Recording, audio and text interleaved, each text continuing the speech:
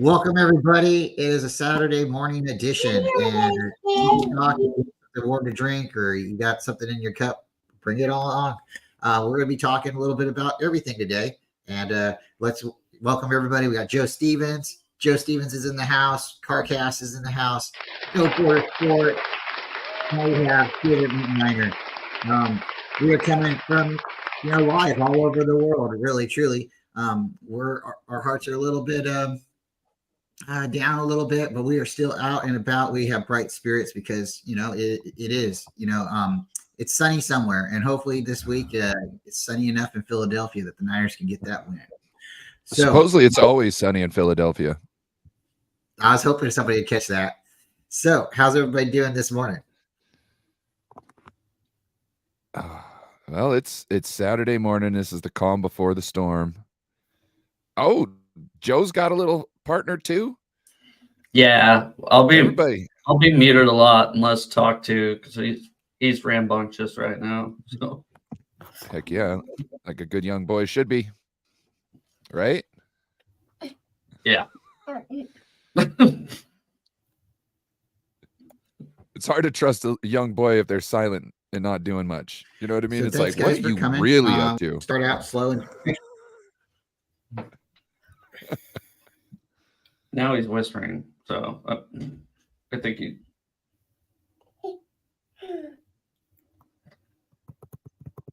I think we got a delay. Might be my bad. That's awesome, though. So.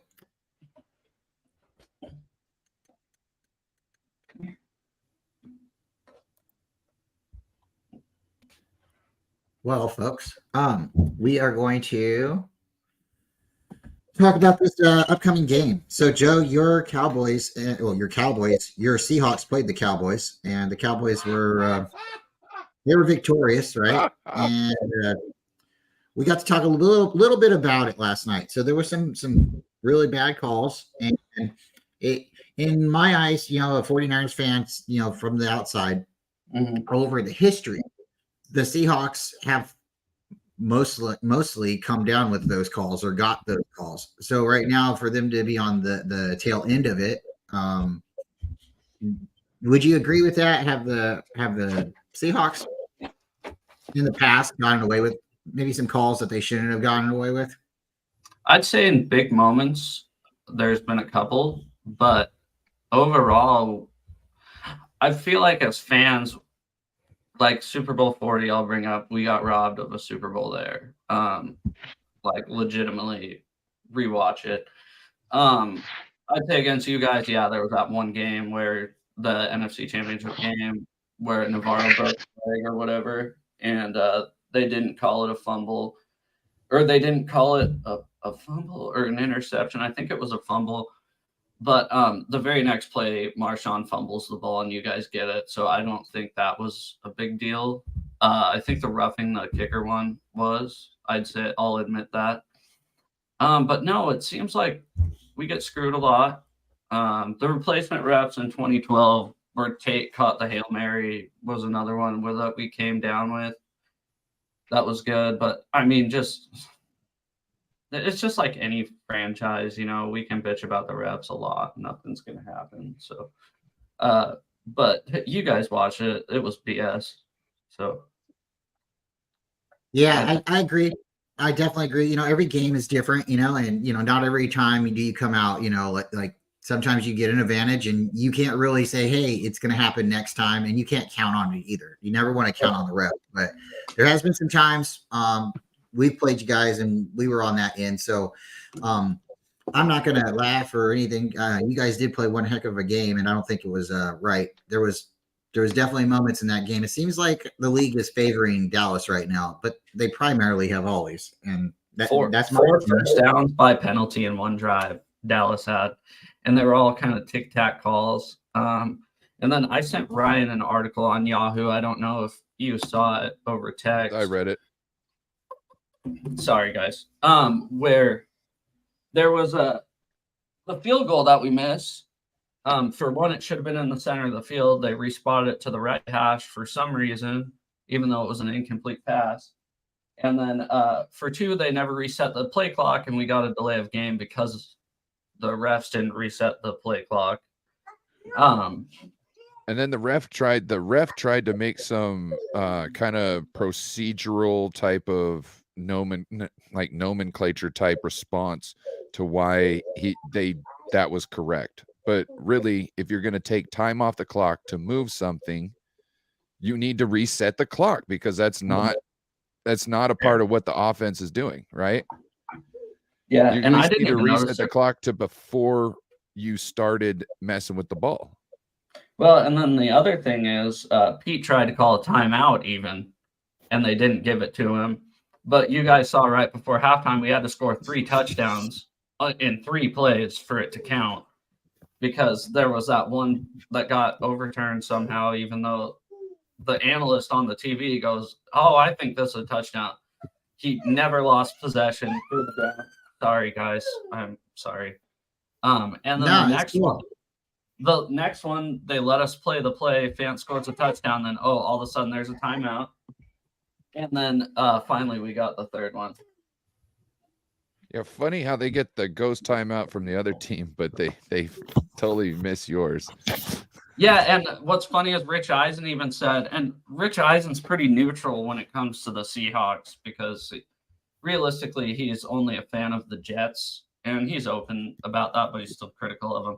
He said, if I was a Seahawks fan, I'd be absolutely pissed today, because you can see Pete running, trying to get the timeout. They don't give it to him. And then somehow Mike McCarthy, right before halftime, just stands there and goes like this. And miraculously, they gave it to him.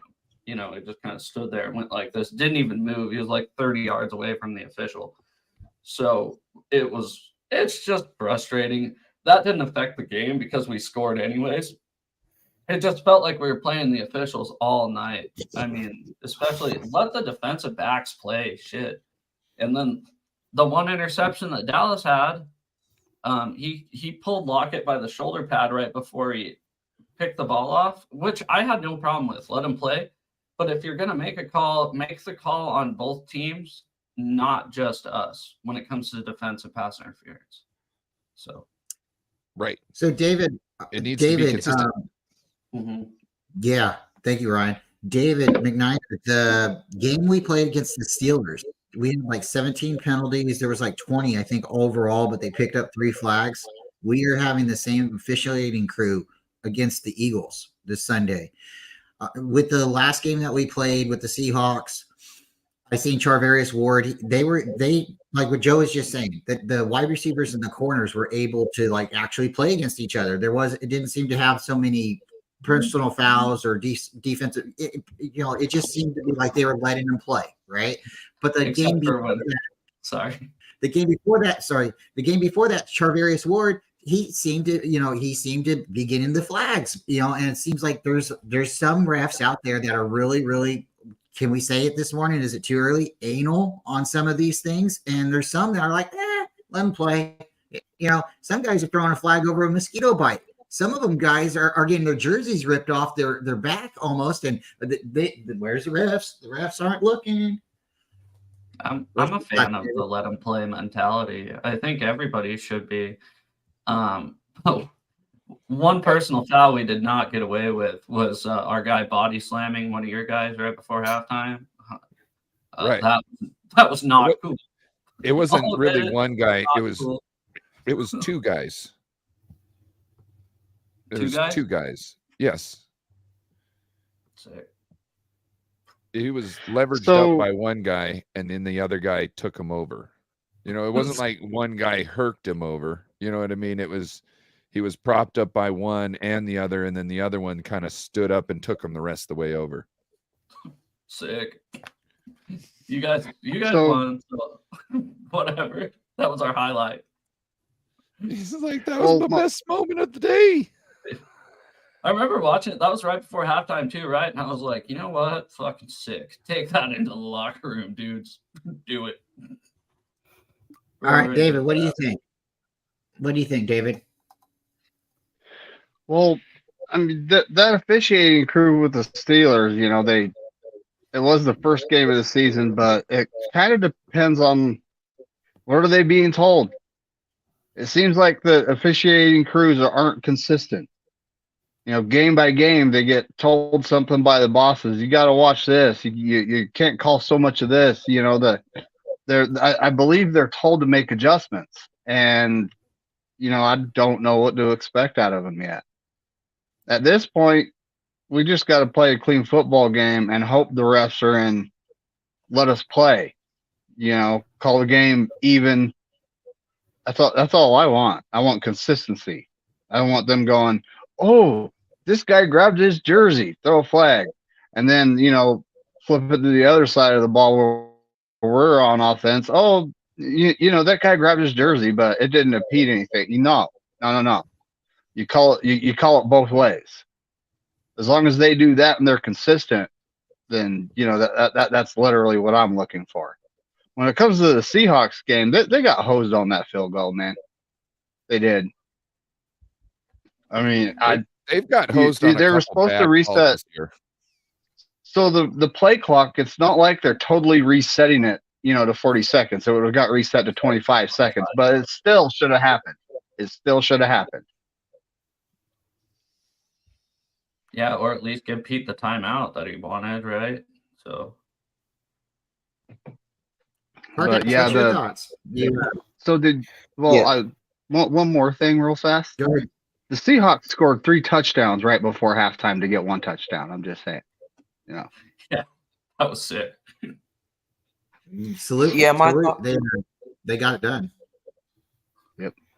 My thoughts on the refs this season, not only the Seattle game, they got to be fine, man. It's plain and simple. And, if I had to give them the benefit of the doubt, at least make it consistent like Joe brought up. If you're going to call, DPI, pass interference, holding down the field, at least make it consistent on both teams. And I don't know if this is fair, but maybe because I know Philly, they've had a couple calls that went their way that should not have gone their way, especially in the Bills game and a couple games they played this season. But I don't know, maybe it's the fans that are kind of persuading the refs to call those, but I really doubt it. These guys are getting paid. They have a job.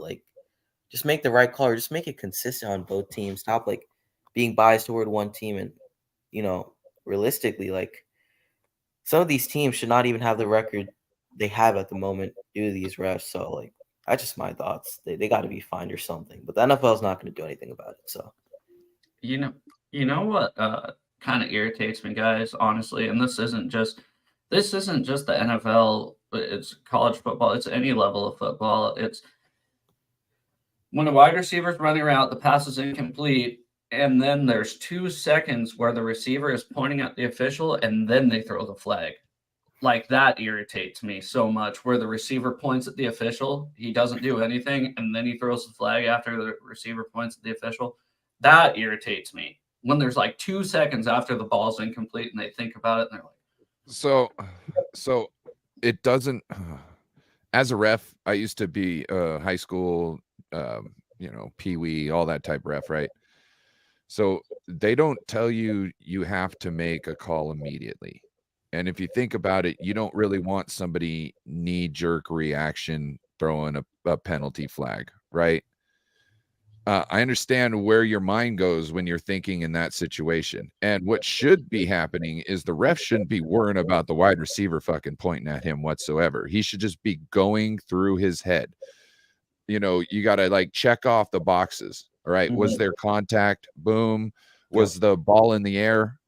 Was the ball catchable? You know what I mean? Going through the checklist. And so that's where that stuff comes in afterwards. Mm-hmm. This is also the thing too, is you might see something and you might see, let's say defensive holding, right? You might see defensive holding, but the pass is caught, right? And it goes down the field. Well, why do you need to throw that flag at that point? I think they're not supposed to. Not necessarily. I think you still are. If you're a ref, you're supposed to throw the flag and then you just decline the penalty. Right, but at the same time, you got to understand the flow of the game. So you don't want to get and stop the flow of the game because of a penalty that no one's going to accept. Does that make sense? Yeah. But you see them do it all the time where they still throw it even though we complete a pass. Yep. There's some that do that, but they do it also to market. So, can you tell us a little bit about, and maybe anybody on the panel who's ever officiated or anything? What is it? What does it mean to wipe the flag? That's just taking the flag away. But do you physically have to wipe it, like, symbolically, or? Well, there is a motion for that. You pick up the flag and you draw it across your forehead, and that's called wiping the flag off. Okay. But now essentially what they'll do is they just say it and they pick up the flag. But in like high school and all these other games where you don't have like the refs hooked up to the speaker system and whatnot, that's to show what's going on, why there's no penalty. That's just, we're wiping the flag. It's so everybody knows without the ref having to be able to be on the Megatron. Awesome. Okay, let's start with David real quick. Okay, David, we're not going to go through the whole schedule, but give me a game other than the Niners and Eagles that you are looking forward to watching Week 13. And then we'll go Carcass. Well, it already kind of passed. I was actually looking forward to the Seahawks Cowboys, and that was it. Hey, that could be one of the best Thursday night games minus Thanksgiving that I've seen this season. It was a good game. It was a good game. Man, there aren't necessarily many marquee matchups going on here, buddy. How about the Lions at the Saints? Because the Saints are kind of, on and off, and the Lions are supposed to be a contender. So this will be a truth teller, Yeah, I like that one. I do. Carcass, what game are you looking forward to Week 13 other than the Niner game? The game I'm looking forward to is going to be the Denver Broncos at Houston Texans, or it's Houston at Denver. Sorry, Ryan. No, it's Denver at Houston. Oh, you're going to take mine and not even get it right? Because I think Denver, they're on the rise right now. Russ is cooking, and we all know Stroud. Sorry, Joe. Russ got an air fryer and a freezer full of burritos. Okay. The thing is, Denver's running the ball right now, and that's what's effective. And they're finally Sean Payton's finally acting like Pete Carroll and almost running the same offense that the Seahawks did when we had Russell Wilson, and that's why it's working. You see what it is when you let Russ cook. It's not a good result. Russ is more of a hostess now instead of a chef. He's always been a hostess. Just All right, we're going to go to Joe. Joe, what is a Week 13 matchup that you're looking forward to other than the Seahawks? Can I say mine after Ryan's? Yeah, and then I'll go last. Okay.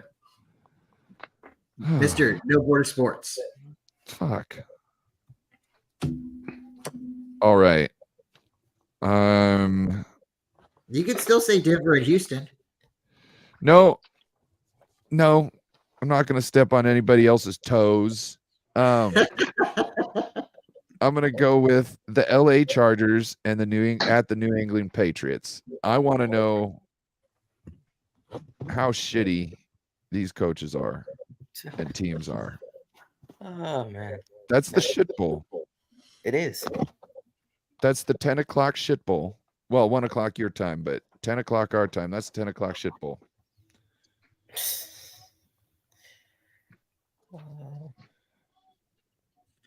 All right. Joe, do you want me to go first or you want to go? No, I'll go. I'm just kind of sifting through my options. I'm going to take the Browns and Rams.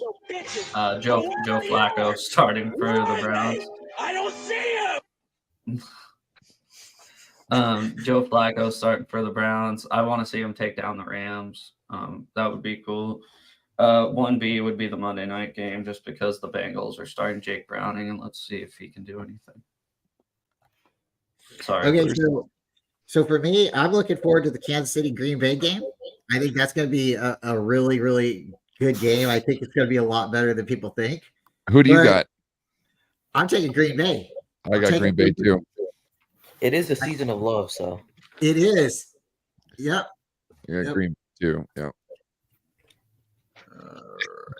Right there, Green Bay, baby. Right there.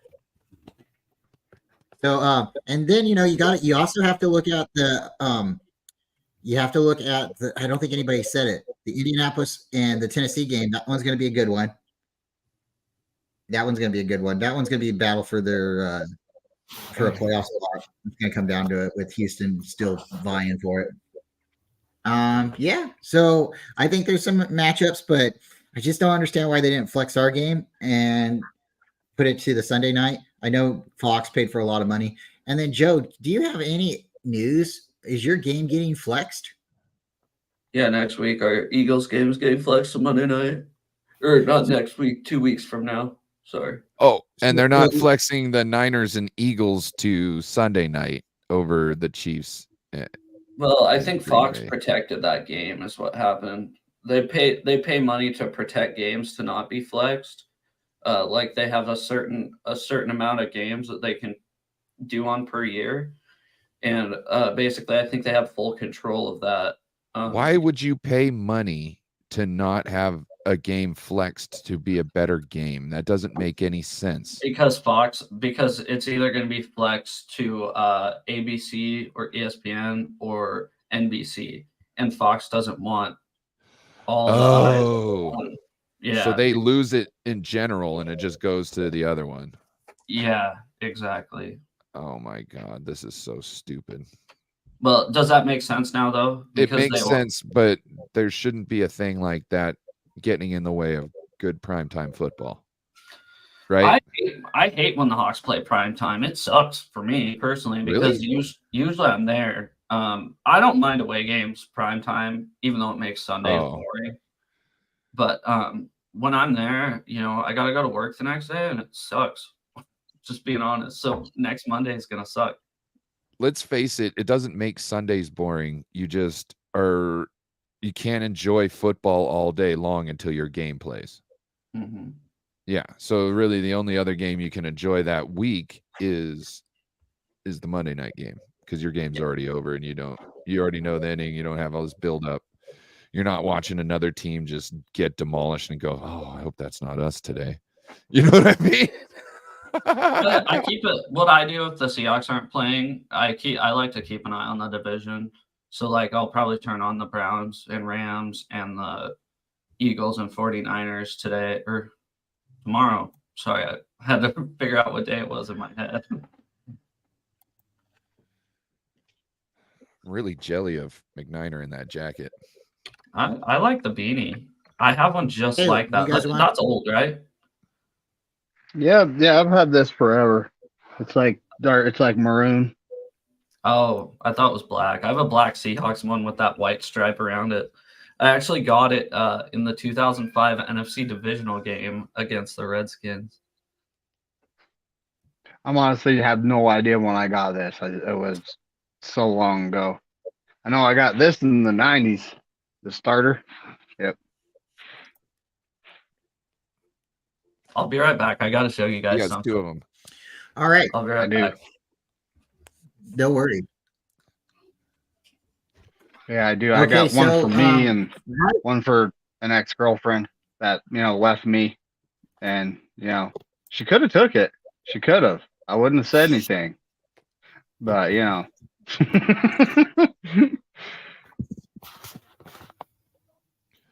What up, Wolf?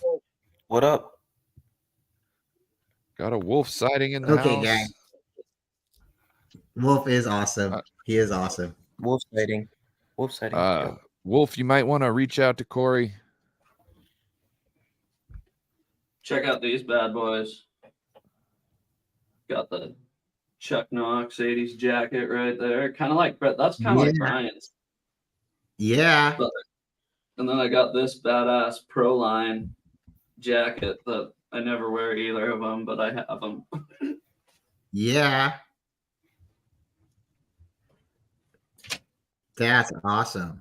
Yeah, the team jackets, the starter jackets, those are so cool. It makes you feel like high school, like that's your that's your high school jacket, you know, like you're I don't know. I love it. Really wish I would have got a Letterman jacket when I was in high school, but I didn't finish high school where I started. So my senior year I was homeschooled and didn't really have a I had a small school and I didn't just didn't work out that way. Graduated early with extra credits and but not everybody walks the same walk. So we have the Ravens in the AFC North at 9-3, the Steelers at 7-4, the Browns at 7-4, and the Bengals at 5-6. Is it safe to say that 3 of those teams will make the playoffs?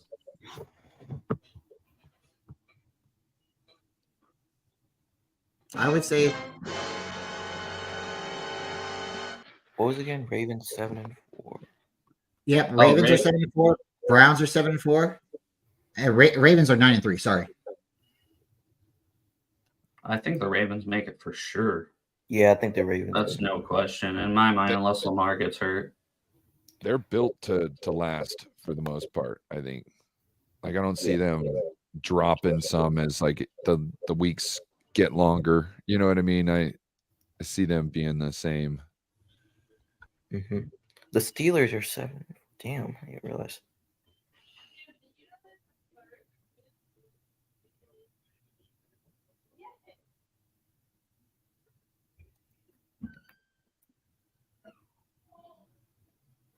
If you hear that little screaming, that sounds like a little girl. It's not. It's a boy.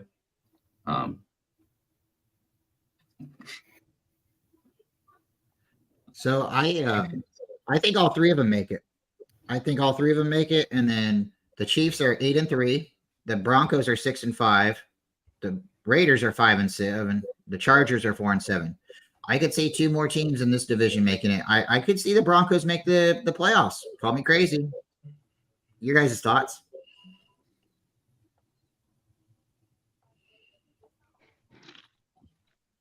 I could see the Browns squeaking in.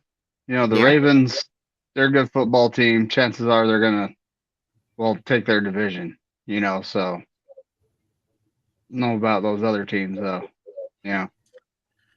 So at this point, if the Ravens, Steelers, Browns, Chiefs, and Broncos make it, that's 5. Okay. And we only have 2 divisional winners. Then the Jaguars, Colts, or Texans, let's run through that. Jaguars are 8-3. Colts are 6-5. Texans are 6-5. Titans are 4-7. So do we have 2 playoff teams coming out of this division? Texans are hot right now, but doesn't mean they're going to make the playoffs. I want to say the Colts because Minshew is not playing too bad, but I know the Jaguars are going to make it in that division. So I agree. The Jaguars are going to make it, and we're going to jump real quick to AFC. The AFC East, Dolphins are 8-3, Bills are 6-6, Jets are 4-7, Patriots are 2-9. So this is my playoff bracket for you guys. Dolphins, Jaguars, Chiefs, Ravens. I got 4 teams in right now. I'm taking the Steelers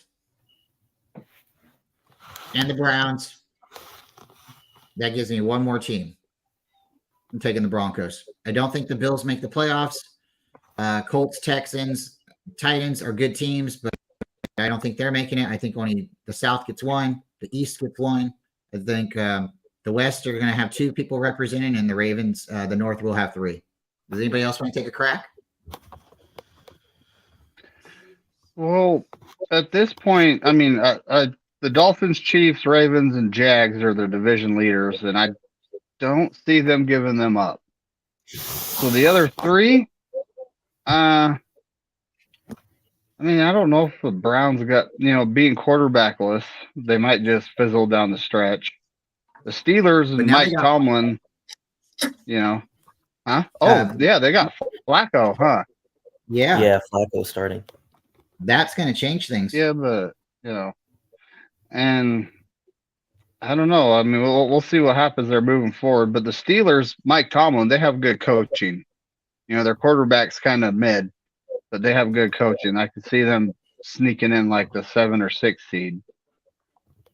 The Broncos, I could also see them sneaking in 7 or 6 seed because, Sean Payton figured out that Russell Wilson is a system quarterback and, implemented the system that he needed.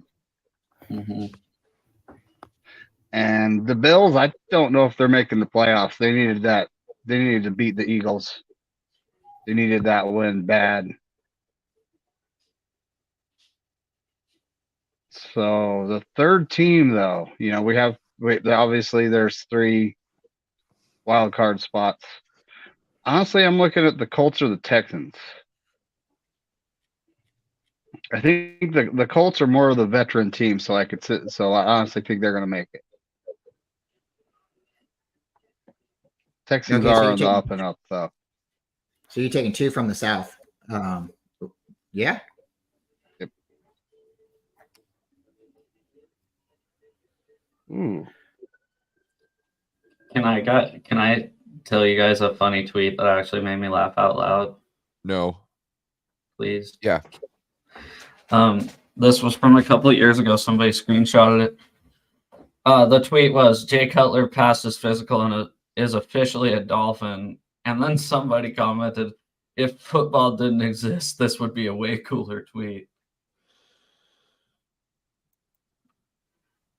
Do you get it? Like he actually turned into a Dolphin, passed his physical. Right. I don't know why that made me laugh so hard. I was like, All right. Ryan, do you want to give us your playoff prediction on the AFC? Not really. Okay. Fuck, man. Next. Yeah, I'm not really following that too much. I knew I was gonna start doing it here in the next couple of weeks and start getting the graphics and getting the hunt up and kind of figuring all that, but I have not even thought about that yet. To me, I haven't watched much of the teams consistently to get a really good idea of how they're working. So I do know that the Texans are smacking people around and they should not be whatsoever. And that's kind of like my second favorite team that I don't watch. You know what I mean? Because D'Amico's over there and I want to root for him. And wow, they're doing good. What up, Twin? What up, Twin? Joe, do you have a AFC prediction, playoff prediction?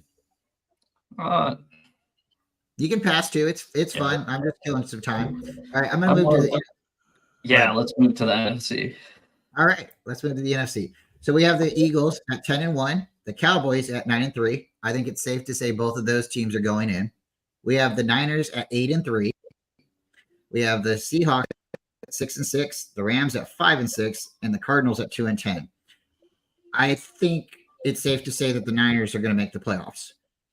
I would like to put the Seahawks in there, but I'm going to go through the rest of the schedule real quick. The Lions are 8-3. I think they're winning the division. The Vikings are 6-6. The Packers are 5-6. The Bears are 4-6. This is where it gets fun. 4-8. 4-8. Oh, 4-8. So sorry. I wear glasses, folks. You're good. Shout out to Michael. Falcons are 5-6. Saints are 5-6. Buccaneers are 4-7. Panthers are 1-10. And this is the division that like eats each other. They always turn over. Whoever's like the winner from last year is the loser the next year. It just seems to be that way.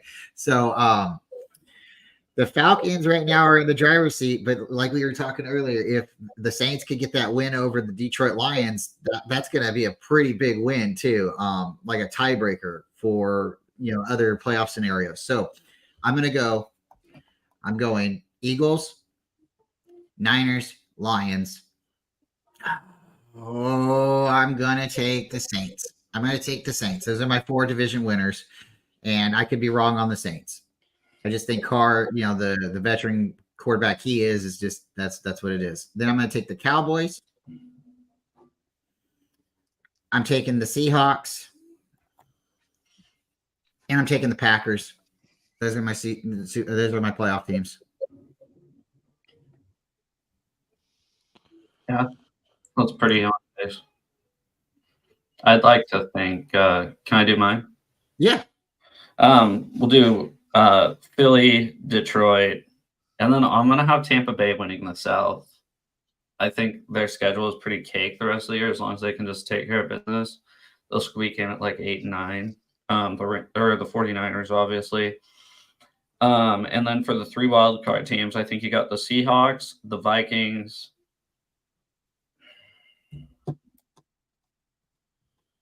Let's go. Let's throw the Rams in there. Seahawks, Vikings, Rams. Ooh. Seahawks, Vikings, Rams. So you're not going to take the Cowboys? Oh shit! Did I really not? Yeah. Obviously the Cowboys. Man, that's hard. That's really hard. Yeah, because the Rams are getting sneaky good. Yeah. They're winning some games, and that's tie-breaking games.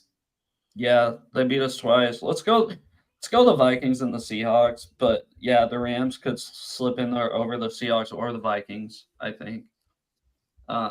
And like I said, I'm not trying to be a homer or anything. I just, in my heart, I think we're going to make the playoffs and then get knocked out the first round like we did last year. I mean, it's not fun for me. So I'm not trying to be an ultimate homer. Sorry. Yep. But buddy, come here. No, it's fine. This is the type of show that people can come and relax. And if you hear a kid, hey, it might be mine. So hey, it could be mine I don't too. think he's yours, Brian. No, but I'm saying if you hear a kid, it could be mine too. We all have unique sounds in the house. David McNider, what's your thoughts on the NFC? Do you have a playoff scenario? Well, the Eagles, Niners, and Lions. The Lions actually have a pretty easy schedule. So they're definitely making the playoffs. We win 3 games we're in, but that doesn't help us get the number 1 seed. The Eagles, obviously 10-1. They win 1 more game, they're probably getting a playoff berth. Cowboys at 9-3. They're probably not winning their division. They'll be the number 5, right? Yep. But then we got, the NFC South is always a mess, and right now it truly is. You have 2 teams tied for the lead, and the Bucs are 1 game back. So I honestly think the Saints are gonna come marching in, and they're gonna take their division. So they'll be in the 4 hole. Cowboys will be in the 5. And then we got the 6 and 7. It's between the Seahawks, Rams, Vikings, and Packers. We got 4 teams, right? Out of those 4 teams, the Packers have seemed to be, getting warm. I can't say they're hot. Need to see them win another game or 2 in a row. But at this point, they're getting warm, and the Vikings seem to be, on the downward spiral now that they lost Kirk Cousins, and Josh Dobbs is a solid backup, but he's no starting quarterback. So at this point, I see the Packers taking 1 spot, and I think the Seahawks are going to take the other spot. So it's interesting you said that, because the Vikings they've lost the last 2, and the Packers have won the last 2. So Yep. You could be right. I'm kind of leaning that way too. I wouldn't be surprised if the Vikings, steer the ship the right way and get in, but I wouldn't be surprised either if the Packers make it in.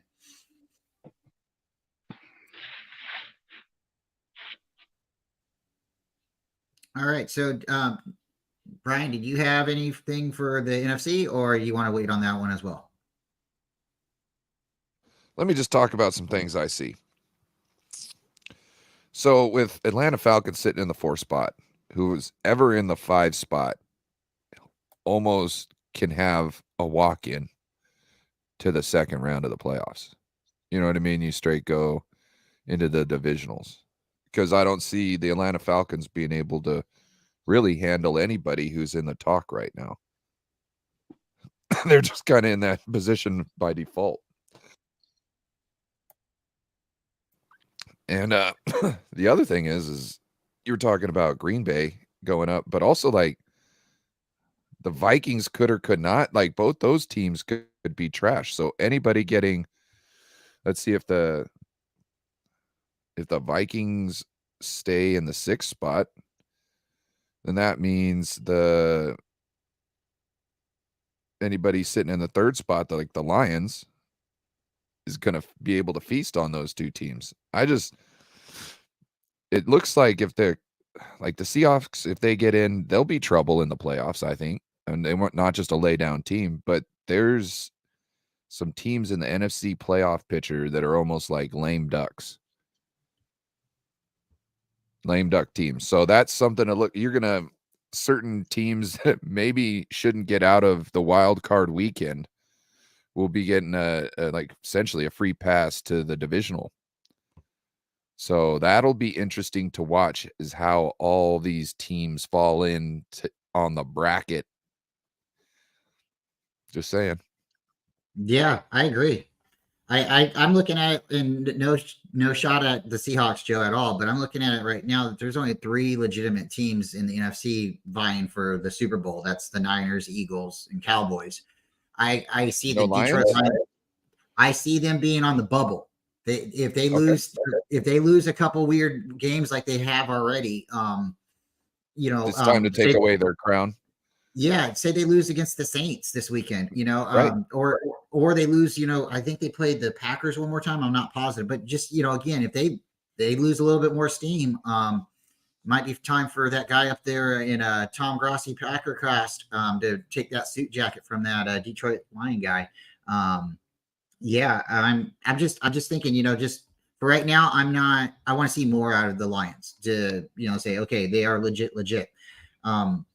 The Vikings, Dobbs he's not afraid to throw the ball. He has confidence in himself, and the team seems to have confidence around him. So I'm not going to say that the Vikings can't, make some noise either there. But like you said, the same. He did have a very questionable outing last game. Like he showed why he was a backup last game. I think a lot of those picks though were kind of fluky. I realize nobody should be throwing that many interceptions, but he wasn't making good decisions though. Yeah, that's what I hit him for. Not necessarily the interceptions, but the decisions to put the ball in those situations. That's what I'm saying. He's starting to look like the backup that he's been, previously. Yeah, no, I get that. It's just some of those picks, I was like, holy cow, he is not having any luck today with the way the ball is bouncing. You know what I mean? Some days it's just not your days. I like him. I kind of like Dobbs.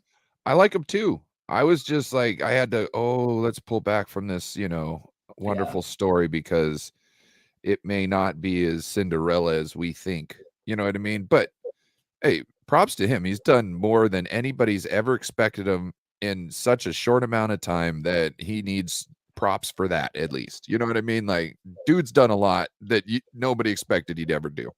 You think the Browns are regretting trading him? Fuck yeah. Wouldn't you? Wouldn't you? They're starting Flacco this weekend, dude. You had to go out and get Flacco off the fucking couch. You know what I mean? Like, you had a guy in-house who was worth it. So I'm going to ask, where's Kirk Cousins going? Is Kirk Cousins leaving the Vikings? Are they keeping Dobbs, or is Dobbs leaving? I think both are leaving.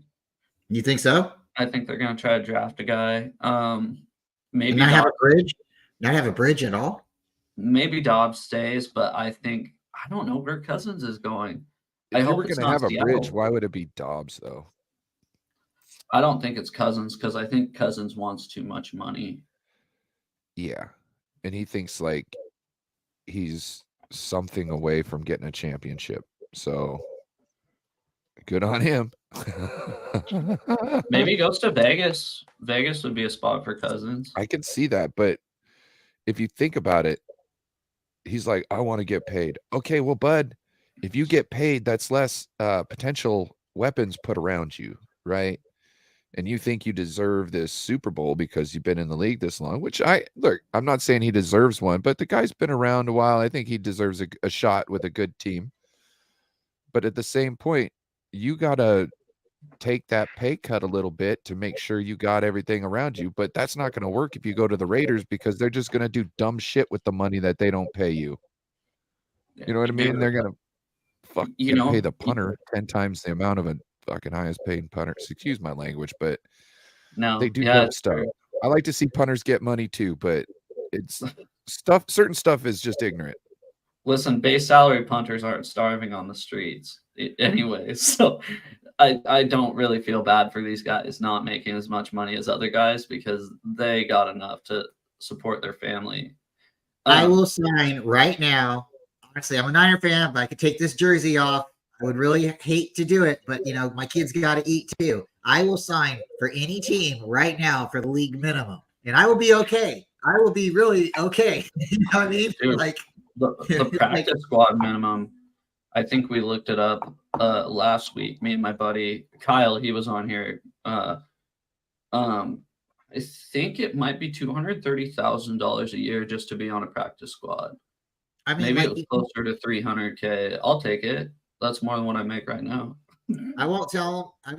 And when I'm done playing, I'll put my 49er jersey back on. And, I mean, that's what it is. It's a job, right? I don't know. You have to just look at it kind of that way, though.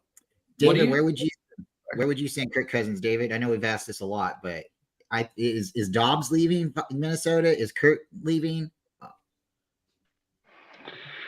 At this point, the Vikings, they're kind of in flux. Do you take a quarterback in the draft? Do you re-sign Cousins moving forward? They have decent weapons around him. And there were a couple games where he showed what he can do, but can you do that consistently?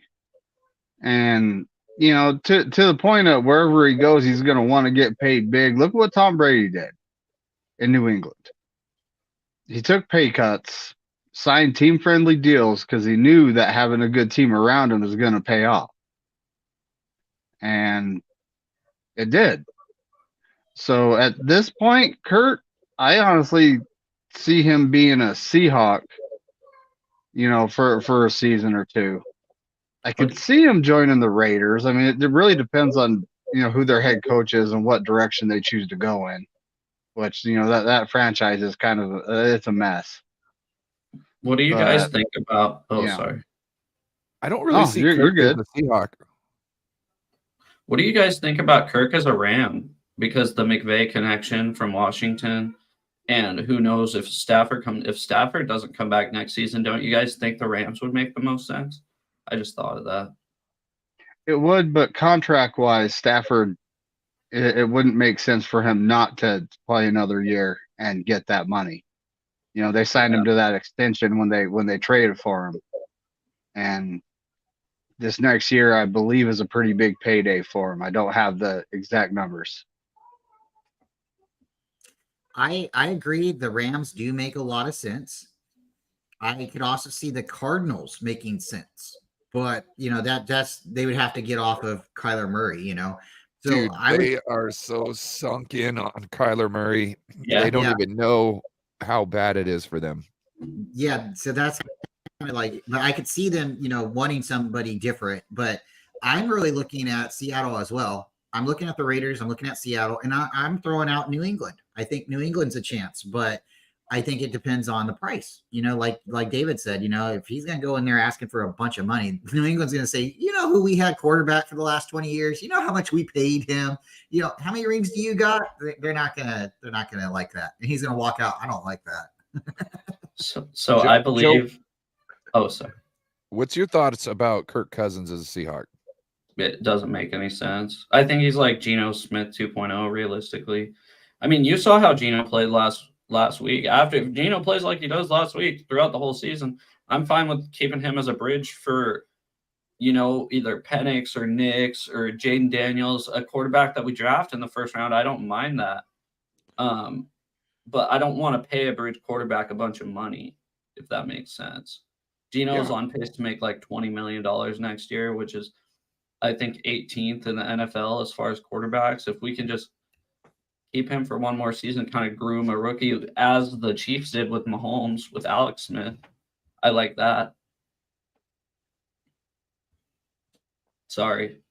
No, no. That's why we wanted to ask you because I don't think he's There's going to be there. also other things too. Like you remember when we drafted Nick Bosa and everybody was all upset because he's conservative leaning type, you know what I mean? And everybody was this and that. Well, Seattle is a very liberal area, and Kirk Cousins is another conservative person. Not to say that that's going to be a big thing, but that's kind of also like there's that type of stuff out there. Not to say that it's 100%, a factor in things, but when people make moves like that, and there Maybe because can it's be the quarterback position, it's different. But I think around here, like I think as long as he's on the Seahawks and he's playing good, I don't think we care that much. See, I mean, I didn't understand why everybody was tripping on Nick Bosa. Like, because they go back kind of 15 I'm years. kind of in the middle with things, and I was under the impression that he was here to get after the quarterback and not to be our senator. You know what I'm saying? Like, exactly.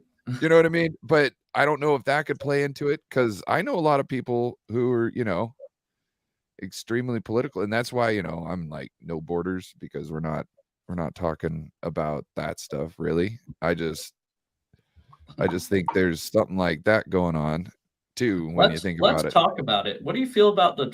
I'm kidding. That's awesome.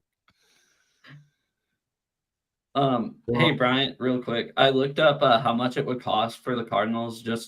I don't know if somebody would trade for him, it'd be different. But if they decided to cut Kyler, which obviously they won't do, it would cost them $81 million in that year cap space. So it's actually impossible. Now, if they waited till after June 1st, it would cost them $33 million. That's totally doable. Yeah, but I don't know. Trades kind of work weird with the dead cap too. So I don't know. Who would want him though? I mean, like at this point, is Kyler Murray really worth it? Like, no. gosh. He's like a Russell Wilson in the making, or an already made Russell Wilson. I could see the Raiders wanting him. I could. That'd make total sense. Dude. They'd be like, "Yo, we got Kyler. What now?"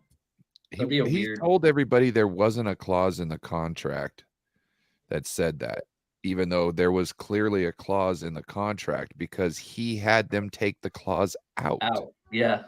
Like, what? Like, what are you fucking talking about, little man? Holy shit. Standing up on a fucking Cheeto box. Like,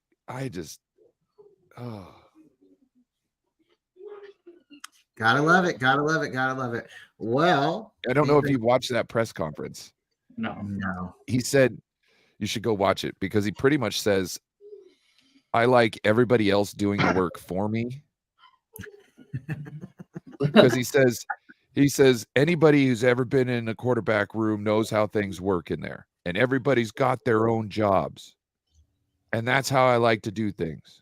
Everybody's got their own jobs. So what he means is the other guys are doing all the work he should be doing too, and they're bringing it in the little meetings, and he's just going, oh, okay.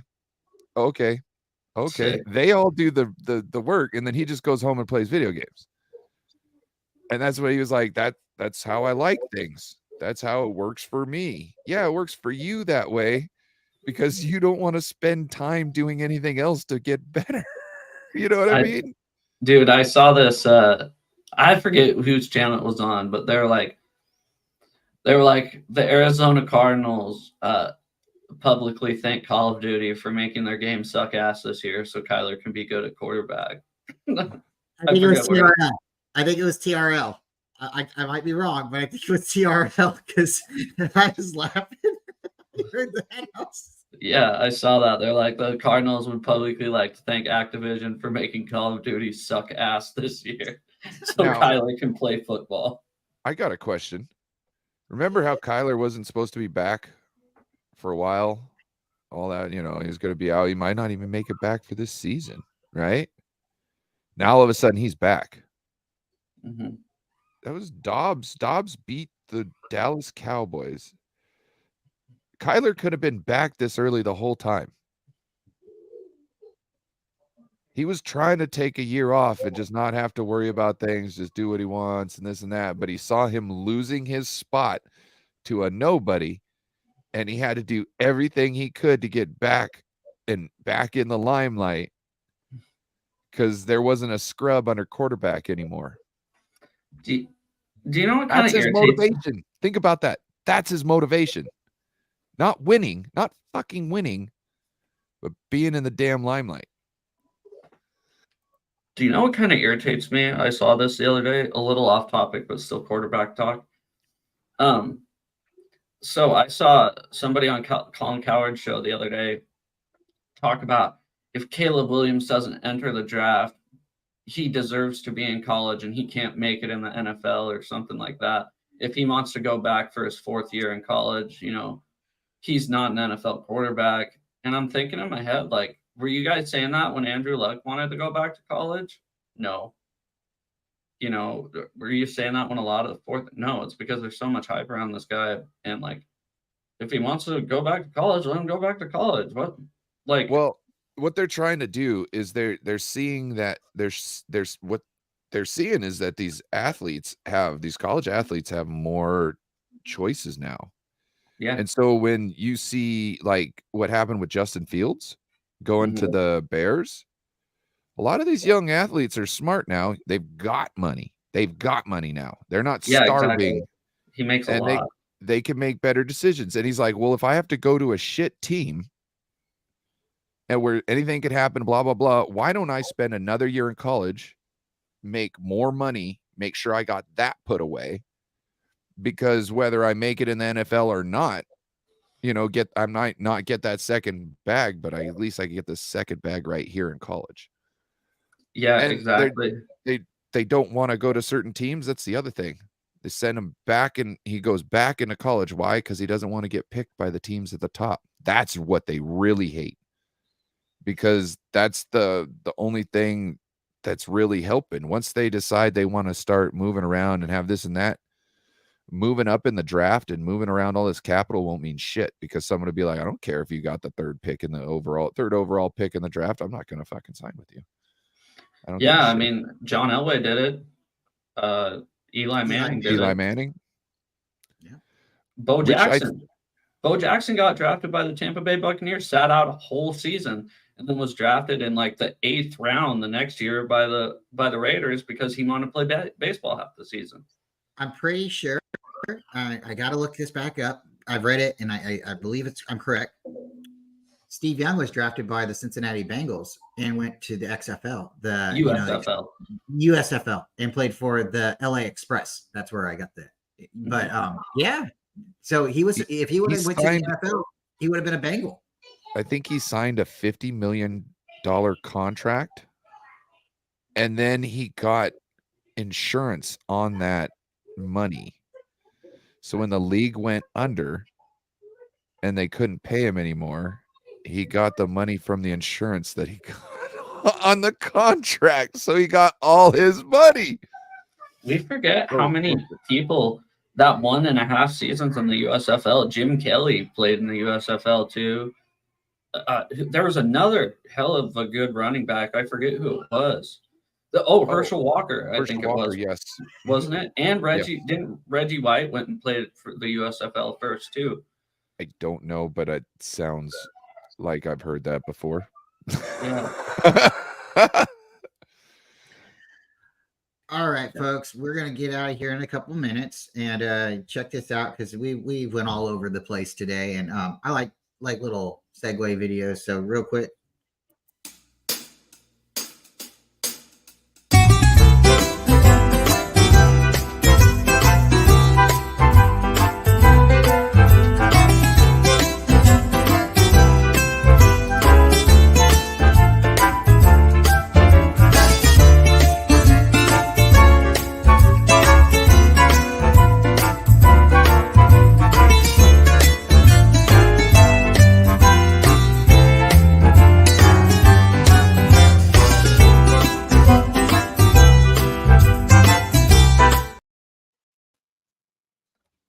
So with that, guys, we go off topic. We go all over the place. We try to stay in the same line, but sometimes you might You might start out in one place and end up in a totally different area.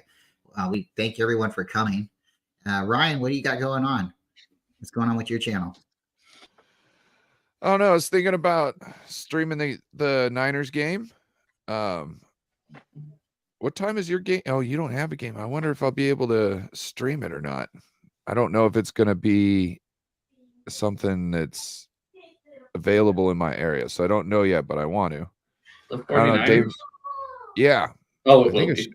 Okay. That's Fox's America Game of the Week. Yeah. Oh yeah, When yeah, right. Yeah. Okay, so yeah, I'll be streaming it. I don't know if Dave McNiner wants to jump on, do a Corey Davis show. Yep. But yeah, everybody else can jump on too, except for Joe.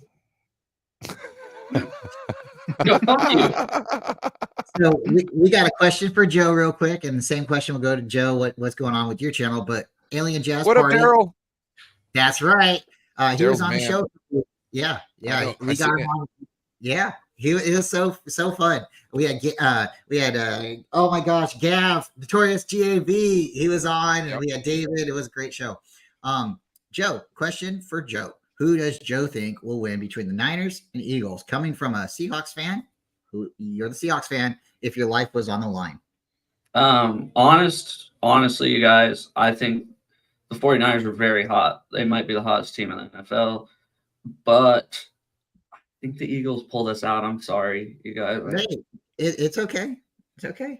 And remember, he's gone against us every week in the pick'ems, and he's been wrong majority of the time. So 66% of the time I've been wrong. Or are you guys 7-3 now? Or, no, we're 8. 8-3. Way more than 66%. I can't do the math right now. Probably like 80. No, 78%. We'll call it that. 78% of the time I'm wrong. We'll take it. We'll take it. What's going on with your channel? Did you end up Pretty much a having a guaranteed special win. guest on? No, so I think that'll be next Friday. I'm gonna pre-record a show with Big Low. Talked to him on the phone yesterday. So I'm gonna pre-record it, put it out as a video. Hopefully that'll get more views. Sorry, that sounds greedy, but kind of just want to reach more people. So All right. David McNiner, what's going on? How you doing? And what's going on with your channel? Well, right now I don't necessarily have anything planned. Something might come up tonight, folks. You know, I might What's your just. name? Well, no, that's not what I'm talking about. Well, Oh, you know, my bad. but I might just stream something for Corey. We'll see what happens later. You know, other than that, I'll be hopping on with Bryant tomorrow morning at suit time. Sunday suits, and then Monday we got the Niners Coast to Coast. Whose channel is it on, Bryant? Is it on Ties? I think it's on Ties. Okay. On the Stay Ties. Faithful podcast. So Tuesday, we'll have the show with Damian Lee. Colpin McNiner with Dina Harvey at some point this next week, folks. Watch out for it. Yeah. Yeah, that's going to be fun. Okay, so then with Wednesday, it's supposed to be the Colpin McNiner show potentially. We might do that a little early, I think, with Dina. And then, David, you're carrying on the Corey Davis Lockdown Pick'em show. So yes, you'll have that going on Wednesday. And then we'll just keep going. Friday night show, we'll get the schedule out for everybody. This Friday night will be Terradome and Twin at the first. And we will see who's running the back half show. And we'll go from there. Guys, everybody, please keep your thoughts and your heart and everything for Corey. Good spirits, and I'm gonna go check him out here in a little bit. I'm gonna go get the girls ready, and we're gonna go see him. I'm gonna try to make a couple phone calls to everybody, And hopefully, if you got some time and you can say something to Korey, that'll be the time. And look for, more than likely, Tony and me will be coming home. She's going to go live tonight. I'm not sure who's all on her panel. I think Dina said she was going to a party tonight, so we might not have Dina. But after that, if David's up for it, then we're going to go for, probably an hour or so on David's channel and, talking good stuff. Tomorrow morning, check us out. We'll be in the suits and ties breaking down the week before the game starts. So we'll be around about 9-10. We might have a friend on or two. And then I think I might be streaming with Raven Levi the game later, the Eagle game. So I might be co-streaming with him for that one. Just depends on everything that happens. He might be fun. So if you guys are streaming, then maybe we can get a raid, and I could send a raid to you guys or something, or back and forth. But we'll just keep your notifications on, like and subscribe. Oh, please, everybody, if you know about Korey Davis and you're not subscribed to Korey Davis, please tell a friend, subscribe, tell everybody. He was at 190 last night. We got him to 205. He dropped down. I'm going to check right now. I know he got to 199 before I went to sleep. He was at 202 at one point. He was at 205, but then they dropped off. A couple dropped off. So right now he is, let's see where he's at. Drum roll. 200. Korey Davis is at 200. He is at 200 subscribers. So if you guys, I went on Rombo Sports last night during our show, and I called in and I got everybody to shout out Korey Davis and send a lot of love and prayer, and also to Eric, a 489er fan who is no longer with us. But you know what? Stay faithful, everybody, and make sure you tell your loved ones you love them, because we only have so many days. And thank you all for coming, and we'll see you guys next time.